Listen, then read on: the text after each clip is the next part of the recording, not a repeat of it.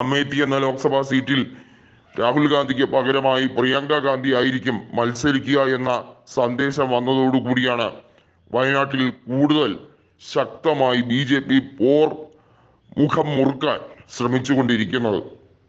വയനാട്ടിൽ സ്മൃതി ഇറാനി നേരിട്ടെത്തി സുരേന്ദ്രന്റെ തെരഞ്ഞെടുപ്പുമായി ബന്ധപ്പെട്ട കാര്യങ്ങളുടെ ചുക്കാൻ പിടിച്ചുകൊണ്ട് പറഞ്ഞത്, അമേഠിയിലെ ജനങ്ങൾ രാഹുൽ ഗാന്ധിയെ ഇനി ഒരിക്കലും വിജയിപ്പിക്കില്ല എന്ന് മനസ്സിലാക്കിയത് കൊണ്ടാണ് വയനാട്ടിൽ സ്ഥിരമായി മത്സരിക്കാൻ തീരുമാനിച്ചത് എന്ന ഡയലോഗാണ്. എന്നാൽ ഇതേ സ്മൃതി ഇറാനി മനസ്സിലാക്കേണ്ടത് 2014 സ്മൃതി ഇറാനിയെ 1,07,000 പരം വോട്ടുകൾക്ക് രാഹുൽ ഗാന്ധി പരാജയപ്പെടുത്തിയിരുന്നു.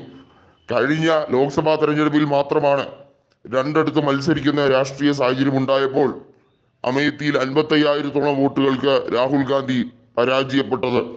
രാഹുൽ ഗാന്ധി എന്ന് മാത്രമല്ല, ഇന്ദിരാഗാന്ധിയും പല നേതാക്കളും ഇതുപോലെ പരാജയപ്പെട്ടിട്ടുണ്ട്.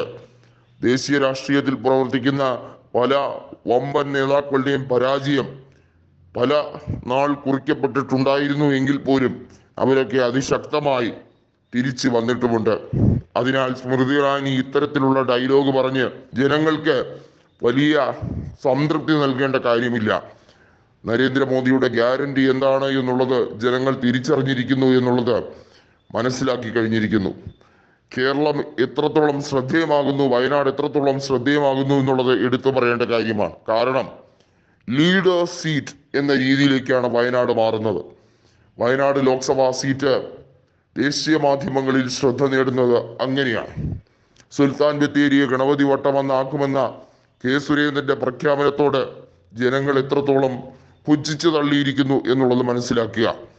എങ്ങനെയാണ് കമ്മ്യൂണൽ പോളറൈസേഷൻ ഉപയോഗിക്കുക എന്നുള്ളതിന്റെ കൃത്യമായിട്ടുള്ള ഒരു നേർരേഖയാണ് സുരേന്ദ്രന്റെ ഈ പ്രഖ്യാപനം. ഇത്തരത്തിലുള്ള പ്രഖ്യാപനങ്ങളുടെ ബുദ്ധിയുപദേശം സ്മൃതി ഇറാനിയുടെ തന്നെയാണോ എന്ന വലിയ ചോദ്യവും കേരളത്തിലുള്ള കോൺഗ്രസ് നേതാക്കളും ദേശീയ നേതാക്കളും ഒരുപോലെ തന്നെ ചോദിക്കുന്ന വിഷയം തന്നെയാണ്. കേരളത്തിൽ മാത്രമായി കണ്ടുവരുന്ന ഇടതുപക്ഷത്തിന്റെ ഇപ്പോഴത്തെ സാഹചര്യം പ്രാദേശിക പാർട്ടിയെക്കാളും തരം താഴ്ന്ന രീതിയിലേക്കായി മാറിക്കഴിഞ്ഞിരിക്കുന്നു. ദേശീയ രാഷ്ട്രീയത്തിൽ പല പ്രാദേശിക പാർട്ടികൾക്കും അതാത് മേഖലകളിൽ ശക്തി ദുർഗമായി പ്രവർത്തിക്കാൻ കഴിയുന്നെങ്കിൽ ഇടതുപക്ഷത്തിനിവിടെ ഒരു രീതിയിലുള്ള മേൽഗതിയും ഇല്ല എന്നുള്ളതാണ് എടുത്തു പറയേണ്ട കാര്യം. വടകര അടക്കമുള്ള മേഖലയിൽ ഇടതുപക്ഷം തോൽക്കുമെന്ന് മനസ്സിലാകുമ്പോൾ അവർക്ക് സമനില തന്നെ തെറ്റുന്ന രാഷ്ട്രീയ സാഹചര്യമാണ് എന്നുള്ളത് വടകരയിലെ കോൺഗ്രസ് സ്ഥാനാർത്ഥിയായ ഷാഫി പറമ്പിൽ തന്നെ പറയുന്നുണ്ട്.